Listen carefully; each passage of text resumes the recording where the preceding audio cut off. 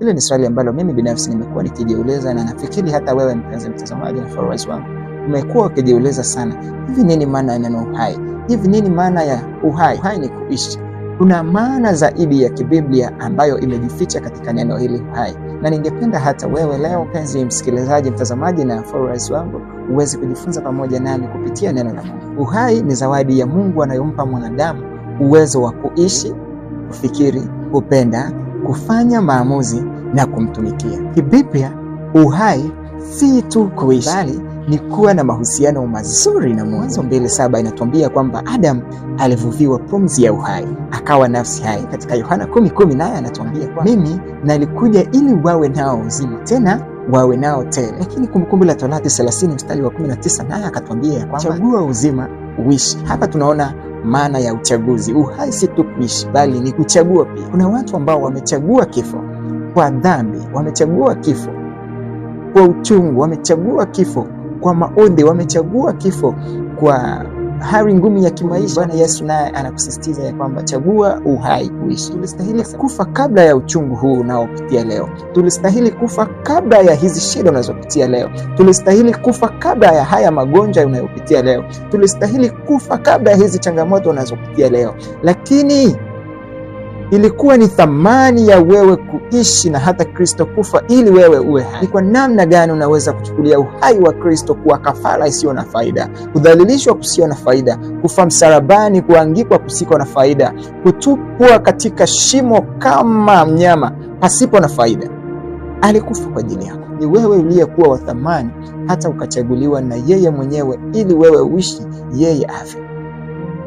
Ni kwa namna gani unachukulia maisha ya Yesu kuwa kitu kisicho na thamani? Ni kwa namna gani unachukulia maisha ya Yesu kuwa kitu kisicho na umuhimu? Na hata leo unaamua kutoa uhai kwa ajili ya mahusiano, kutoa uhai kwa ajili ya maisha magumu, kutoa uhai kwa ajili ya vitu ambavyo havilinganishwi hata na uhai wa Yesu. Kwa nini uchukulie kafara ya Yesu kuwa kitu kisicho na msaada katika maisha yako? Kwa nini mpendwa? Kwa nini mpendwa? Tambua jambo hili. Uone uhai wako kuwa wa thamani kuliko kitu chochote, wa thamani kuliko mahusiano, wa thamani kuliko mali. Shida zisikufanye udharau kifo cha Yesu pale msalabani. Magonjwa yasikufanye udharau kifo cha Yesu pale msalabani. Ndiye aliyekufa ili wewe uwe hai. Ni yeye aliyekufa ili leo wewe umtumikie.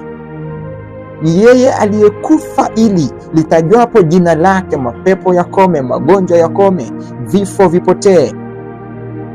Ni yeye aliyekufa.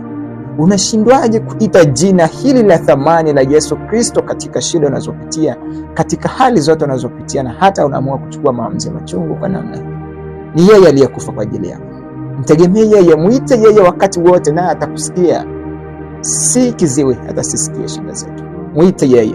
Yupo kwa ajili. Kwa nini uhai ni thamani mpendwa na si kifo? Kwa nini uhai ni thamani mpendwa na si kifo? Je, wana thamani gani waliokufa?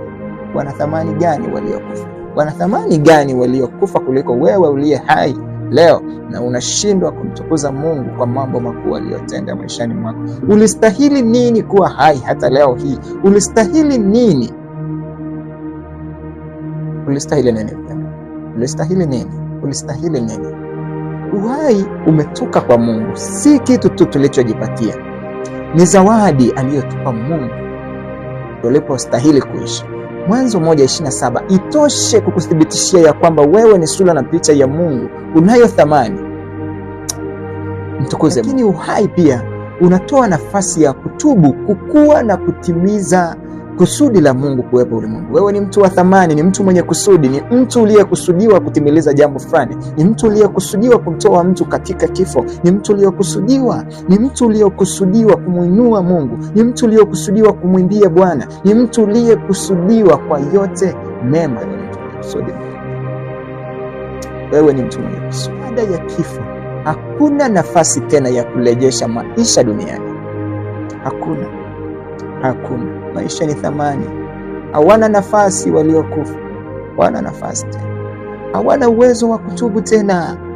Hawana uwezo wa kupenda tena. Hawana uwezo wa kuona tena. Hawana uwezo wa kusikia. Hawana uwezo. Haya mahusiano yanayokuua Hizi shida zinazokuua hazina nafasi tena ukifa. Hazina kabisa. Shida zinazokuua hazina nafasi. Magonjwa yanayokuua hayana nafasi tena ukifa. Hayana. Uzima ndio wenye mambo yote hayo, lakini kifo hakina.